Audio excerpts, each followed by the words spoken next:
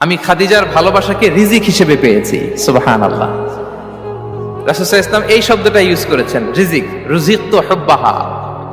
এবং তিনি দোয়া করার সময় বলতেন, আল্লাহ, কিয়ামতের সে বিভীষিকাময় দিনে, যেদিন বন্ধু বন্ধুকে চিনবে না, স্বামী স্ত্রীকে চিনবে না, বাবা সন্তানকে চিনবে না, পীর সাহেব মুরিদকে চিনবে না, নেতা কর্মীকে চিনবে না, ভাই বোনকে চিনবে না, সেই কঠিন মুহূর্তে আল্লাহ আমি আমার খাদিজাকে যেন ভুলে না যাই। রুজিকতু হুব্বাহা।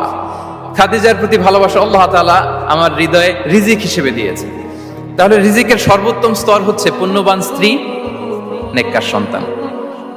আর রিজিকের পরিপূর্ণ স্তর হচ্ছে মহান আল্লাহ তাআলার সন্তুষ্টি। রিজকের পরিপূর্ণ স্তর যেটা, সেটা হচ্ছে রিদাল্লাহ, আল্লাহ তাআলার সন্তুষ্টি। আমার আল্লাহ যদি আমার উপর সন্তুষ্ট হয়ে যায়, আমাদের আর কিছু লাগে? আর কিছু লাগবে? এটাই তো আমাদের এক্সপেকটেশন, এটাই তো আমাদের কামনা বাসনা, এটাই আমাদের ইচ্ছা যে আমার আল্লাহ আমার উপর সন্তুষ্ট হবে। এটা হচ্ছে পরিপূর্ণ স্তর রিজিকের। এটা যে পায় তার আর কিছু লাগে না।